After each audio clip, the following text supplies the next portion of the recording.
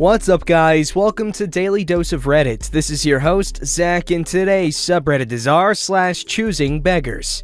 Alright, this story's called, No, You Can't Take My Child's Bike. I kind of have a negative attitude about all this. I apologize. The wound is still a little fresh. I love giving and helping people normally, but seriously, this makes me understand Scrooge McDuck. So my wife and I decided to clean out the garage to take advantage of the quarantine. So we rented a dumpster and started clearing everything out. We have 4 kids, so we have a lot of junk and old clothes, toys, high chairs, strollers, etc.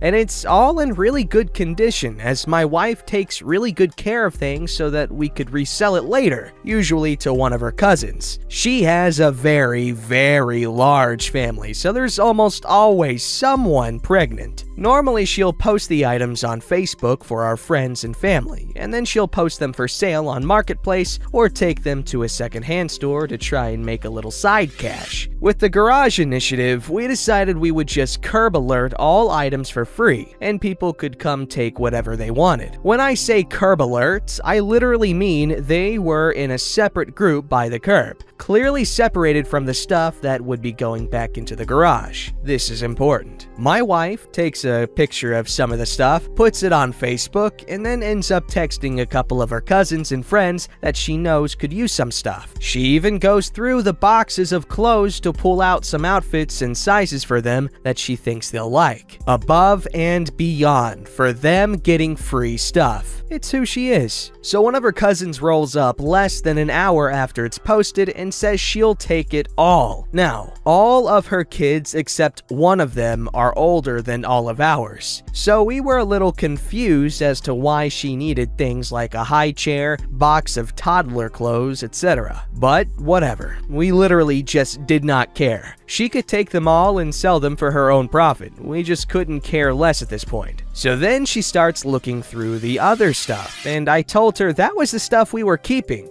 Then she asks if she can have one of our bikes. I told her no, that my kids use them. She asks why we have so many bikes, so I explained that we just got the kids new bikes, but 2 of our kids aren't quite ready for their new bikes, as one is a little too short to ride it comfortably, and the other hasn't learned to ride without training wheels yet. Her response? Teach him to ride without training wheels and give me that bike. I told her no, firmly. She rolled her eyes at me and went back to the curb pile. One of our friends texted my wife and asked if she could hold on to the double stroller for her, as she could really use it. They foster kids and just got given a baby along with their 2-year-old, and she really needs a double stroller. So we tell her cousin, whose youngest child is 4, that we're keeping that for a friend. Her response? She ain't here yet. My neighbor really needs a stroller. I tell her no again and take the stroller back up to the other pile. She follows. Whatever. Then she starts back on the bike thing, saying that since she can't have the stroller, I should give her the bike. Again, I firmly tell her that I'm not giving her my son's bike. The conversation goes as follows. But Bubs don't have nothing to ride.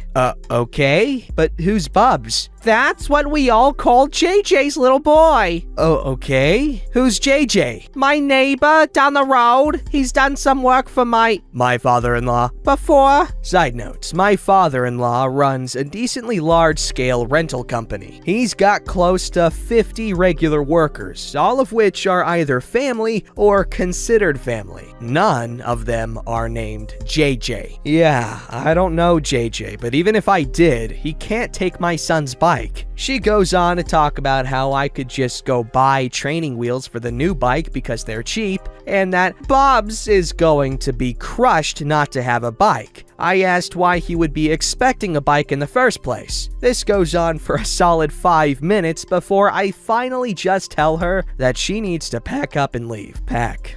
This is when I finally lost it. Okay, but I need y'all to load my car for me. For real, I just worked an 8-hour shift and then went home and cooked fajitas for the kids. there I am, covered in sweat, garage dust, dumpster funk, after having woken up early to work my 8 hours, I work from home, being told that she's too tired to load up the free crap I just gave her. Whatever though, I don't care at this point and start loading up the car, with her teenage daughter sitting in the front seat playing on her phone. And she has the audacity to move my son's bike over to the pile I'm loading from. I ignore it, of course, and keep loading and then close the tailgate. Ha, you forgot something! Get off my son's bike. You can't have it. Oh, come on. You know you're just gonna give it to me anyway. Just load it up and let me leave. I finally snapped and told her that if she didn't leave, I would unload all the crap I just loaded and she could leave with none of it. She promptly left. Okay, yeah, I can understand being really annoyed and just pissed off at this lady, and just in general after having to go through stupidity like that and selfishness and just Karenicity and all that jazz. You know what I will say though? I appreciate your restraint and patience. That's very admirable, like honestly.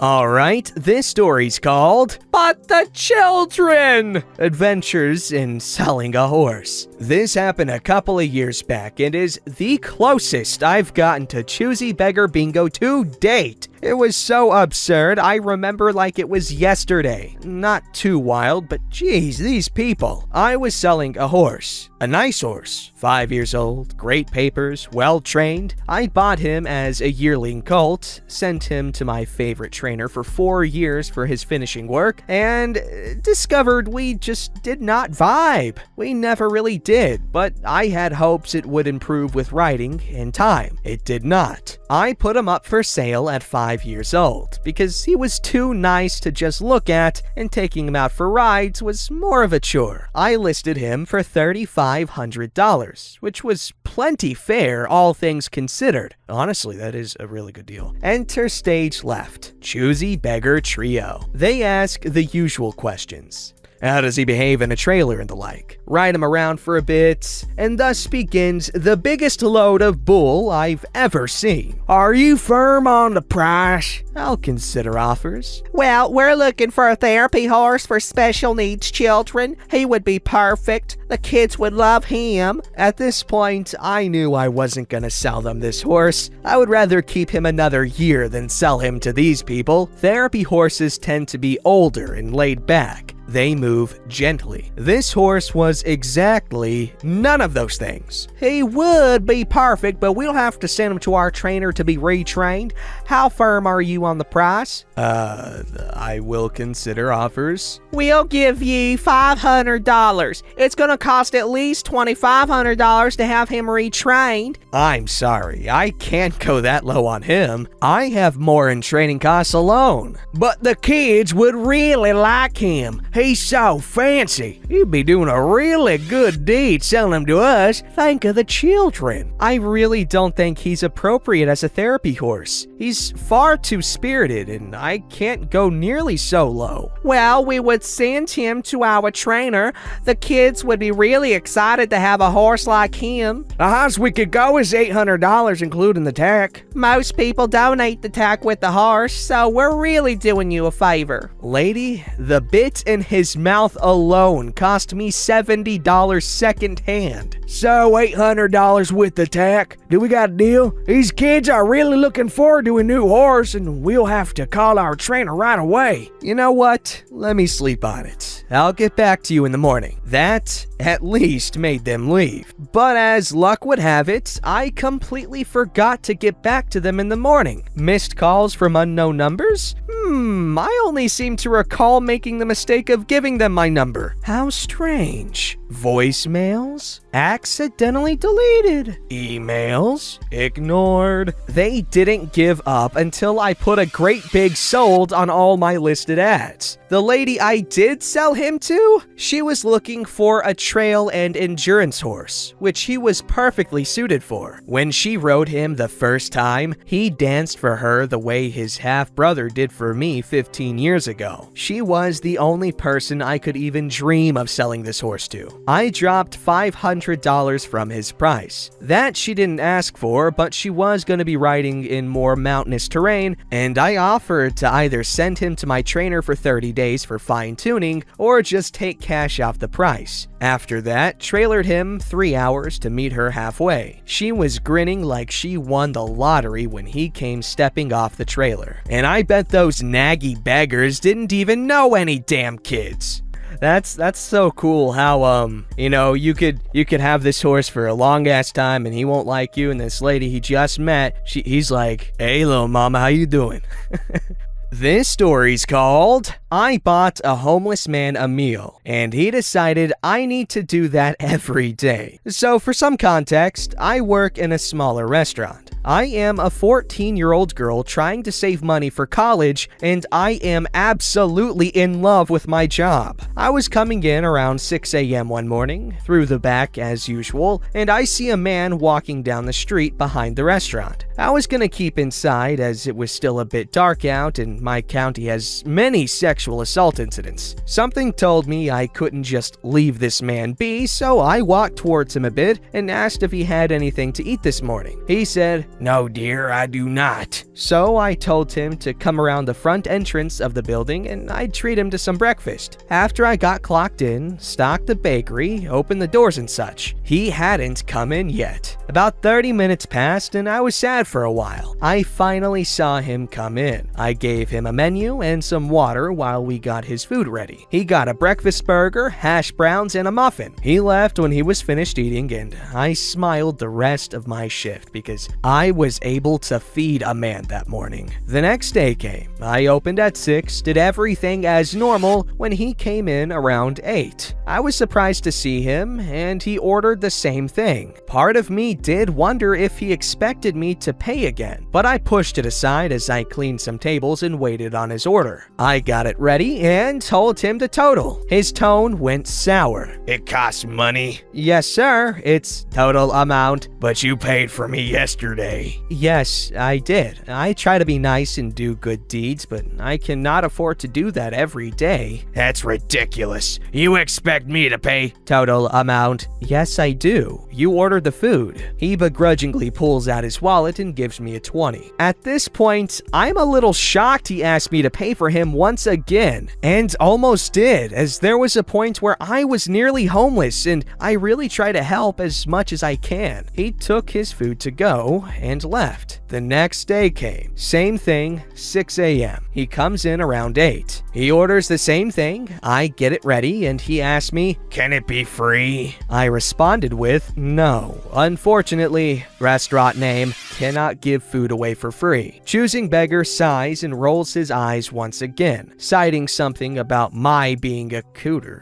He says he needs to run to the bank and, not surprisingly, he doesn't come back. My manager marks it as a walkout and he didn't come back in after this. I don't know why he didn't understand that I, barely a freshman in high school trying to get a jump start on my life, can't pay $20 a day for his burger. Looking back, he was probably a beggar pretending to be homeless, as there have been more and more stories of that sort of thing in my state as well. And these times, money is obviously harder to come by, and I can understand looking for more work to get by. But I cannot understand being so unethical as to call a teenager a cooter and ask her to pay for his hollandaise hash browns. Damn. Thought this story belonged here. Hope I could make some of you laugh with the nerve of this guy. That guy's creepy. Okay, well, first of all, OP, user and average cactus, good job on freaking getting a job at 14 and saving for college, if that's what you're actually doing. I know you can say, "Oh yeah, I'm saving for college," but you spend like 90% of your money on like stupid like freaking sushi delivered to your door or like online purchases. Okay, I'm projecting. Alright, this story's called Ouch! My Faith in Humanity. Recently, my boyfriend and I were trying to sell our PS4. Because money is required for goods and services, and we required both. For shame. We put it up on multiple buy-sell groups for $250, because even if the system is a bit old by now, we also had 20 or so games bundled with it. We were even willing to haggle because food. We had many people talk to us about it. I was the one who talked to them, but it was my first time doing anything like that, so even though I could enjoy choosing beggar stories and reading about scammers and the like, I thought that sort must be few and far between. They were not. I don't know how to do Ron Howard's voice.